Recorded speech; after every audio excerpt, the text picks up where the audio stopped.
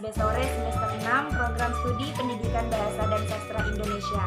Dalam video kali ini saya akan mengapresiasi salah satu jenis karya sastra anak, yaitu dongeng dengan berjudul Pohon yang Sombong. Untuk mengefisienkan waktu, silakan simak cerita berikut ini ya.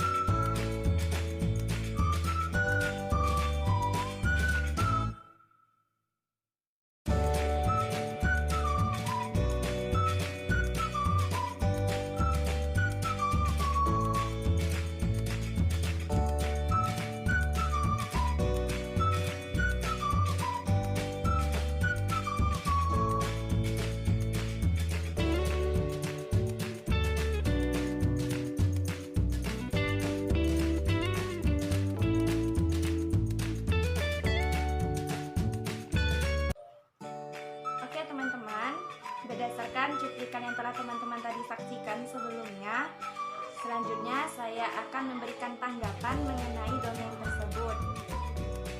Seperti yang teman-teman tahu bahwa dalam sebuah karya sastra itu tentunya memiliki atau mempunyai unsur pembangun, baik itu dari dalam ataupun dari luar. Nah, pada video kali ini saya akan membahas mengenai unsur pembangun dari dalam atau biasa yang kita sebut dengan unsur intrinsik. Nah, dalam dongeng tersebut terdapat unsur intrinsik yakni yang pertama adalah tema, yang kedua adalah tokoh dan penubuhan, yang ketiga ada alur, yang keempat ada latar, dan yang terakhir ada amanat. Nah, teman-teman, yang perlu teman-teman ketahui mengenai tema dari dongeng tersebut, yakni temanya menceritakan tentang sebuah kesombongan yang dimiliki oleh karakter atau tokoh pohon. Nah, untuk tokoh dan penokohannya, yang pertama itu adalah tokoh pohon sebagai tokoh utama dalam dongeng ini yang memiliki sifat sombong terhadap sesama makhluk hidup yang ada di hutan. Kemudian tokoh yang kedua itu ada tokoh burung kenari, di mana tokoh burung kenari ini memiliki sifat sangat baik hati, tidak pemarah, dan juga suka menolong orang lain serta pemaaf. Yang ketiga ada tokoh si kancil.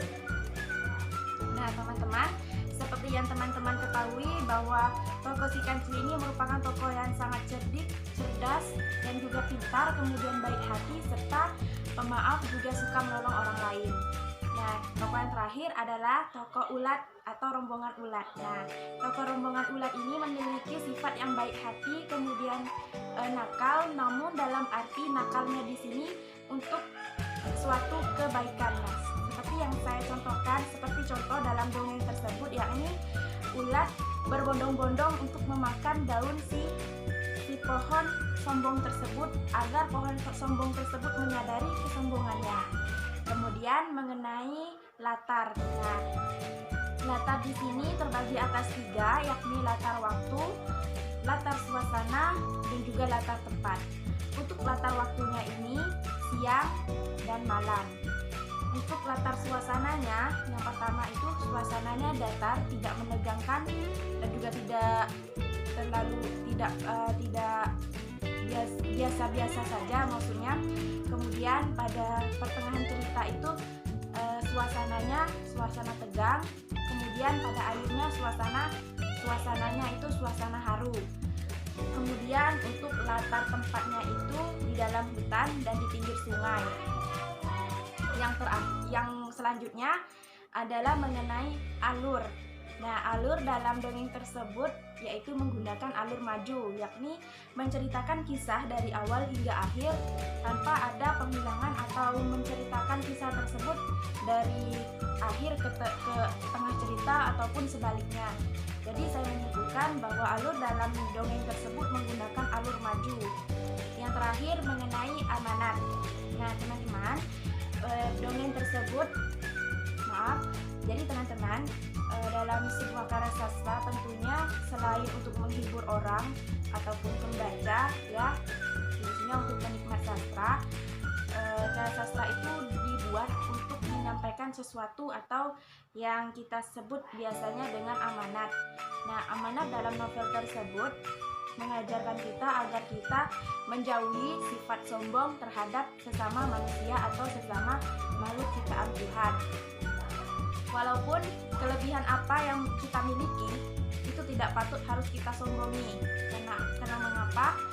Seperti yang pepatah mengatakan bahwa di atas langit masih ada langit. Nah, seperti yang dilakukan oleh tokoh si pohon dalam dongeng tersebut, bahwa ia sangat menyombongi dengan bentuk atau dia memiliki pohon yang tinggi, daunnya lebat, sehingga menjadi pohon yang sangat terbaik dalam hutan tersebut, dan kemudian ia sangat sombong terhadap orang-orang yang ingin atau perlu bantuannya.